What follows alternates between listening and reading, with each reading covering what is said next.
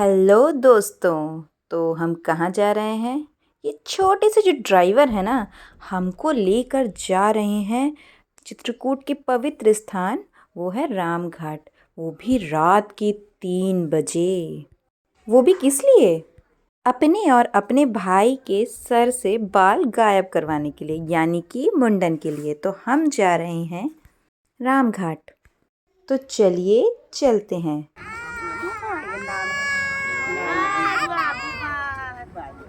अरे ये क्या हो रहा है भाई? मुंडन शुरू होते ही तो इन्होंने फुल वॉल्यूम में प्रोटेस्ट स्टार्ट कर दिया, जैसे कह रहे हो अरे भाई हमें तो इस मीटिंग के बारे में मालूम ही नहीं था। माँ जैसे तैसे इसको पकड़ी हुई थी और किसी तरह मुंडन हो रहा था।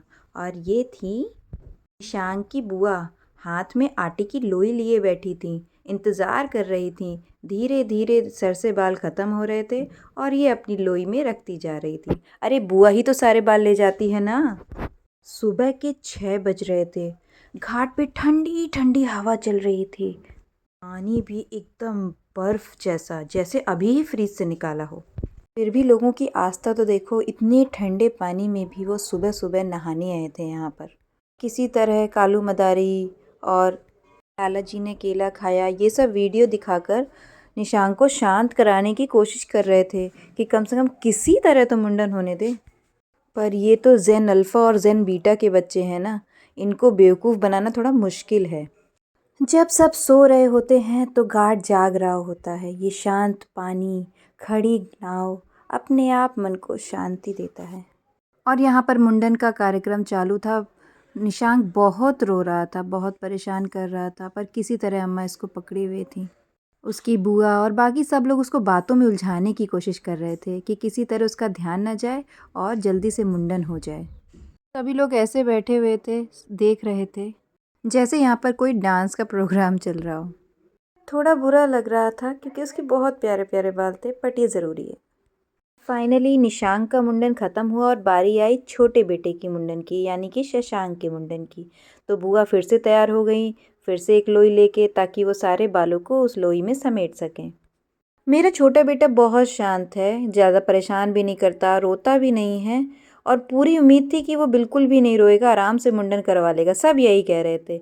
लेकिन जैसे ही मुंडन स्टार्ट हुआ, कुछ देर बाद उसने भी परेशान करना शुरू कर दिया और रोना स्टार्ट कर दिया।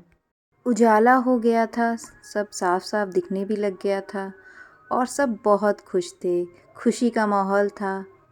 शशांक की बड़ी मम्मी ने शशांक के ऊपर न्योछावर करके बुआ को न्योछावर दी। मेरा बेटा बेचारा सोच रहा होगा कहाँ ले आया सुबह सुबह कि 3 बजे सीधे उठा के सुबह सुबह मुझे यहाँ पे टकला किए दे रहे हैं।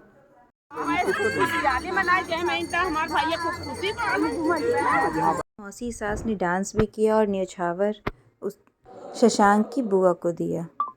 दोनों बच्चों का मुंडन एक साथ ही करवाने का सोचा था।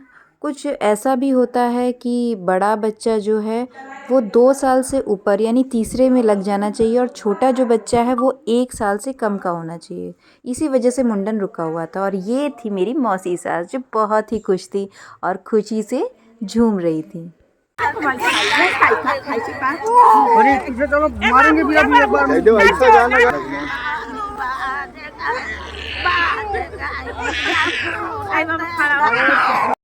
निशांक देख रहा था कि जो अभी मेरे साथ हुआ था थोड़ी देर पहले, वही मेरे भाई के साथ हो रहा है। अरे भाई ये हो क्या रहा है, कुछ समझ में आ नहीं रहा है।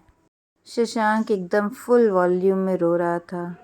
सबको लग रहा था जल्दी से हो जाए, बेचारा रोना बंद करे।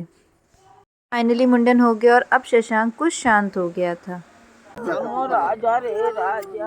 निशांक की बुआ लोई को निशांक के सर के चारों ओर घुमाकर उसके जीवन के जितने भी दुख कष्ट या पीड़ाएं होंगी सभी इस लोई में जाके गंगा जी में बहा देंगी कि उसके जीवन में कभी भी कोई दुख या कष्ट ना आए।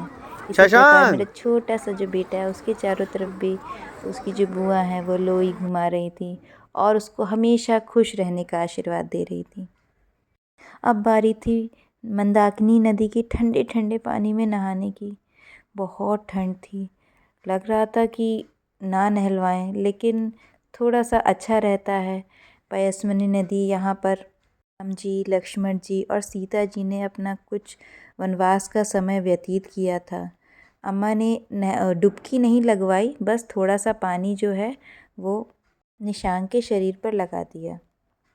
अब बारी थी मेरे छोटे बेटे शशांक की इस पवित्र नदी में नहाने की। मंदाकिनी माँ अपने पवित्र पानी से मेरे बच्चे को आशीर्वाद दे रही हैं। उनका पानी सिर्फ शरीर को नहीं बल्कि मन को भी शुद्ध करता है। मैं दुआ करती हूँ कि मंदाकिनी माँ मेरे बच्चों को लंबी उम्र, अच्छी सेहत और सदा खुश रहने का वरदान दे।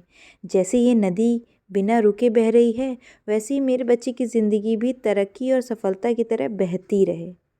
जय मंदाकिनी माँ। बच्चे रो रो के इतना थक चुके थे, नहाने के बाद कपड़े पहनती तुरंत ही सो गए। संस्कृति ही है कि जब भी कोई शुभ काम होता है तो ढोलक बजना तो कंफर्म ही होता है। इसीलिए घर जाके ढोलक बजा और सब लेडीज़ ने खूब डांस किया और खूब एंजॉय किया।